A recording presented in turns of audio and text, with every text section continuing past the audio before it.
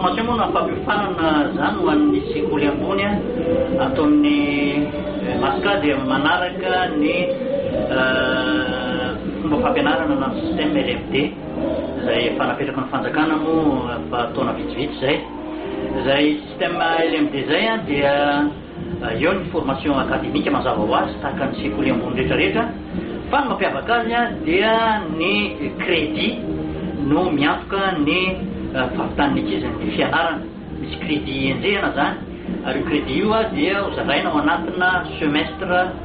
enina raha toka resaka licence zany resana sy zay moa le hoe système LMD licence masters ary doctorat dia ao anatin'izay fampiofanana zay na formation zayna mihitsy hoe fampiofanana sy formation le izy mba tsy filazana fotsiny hoe formation fampiofanana théorique na dia formation académique raha moa ny filazantsika azy dia ny resaka fampiarana zay ny tena betsaka indrindra ao anatin'izy zany hoe ny stage zany no tena mandrafitra ny 1% ny votoaty fampianarana atao anatin'ny système LMD ny 1% no rafetan'ny formation théorique aty ampianarana ary ao anatin'izay aza dia mbola misy ny atao hoe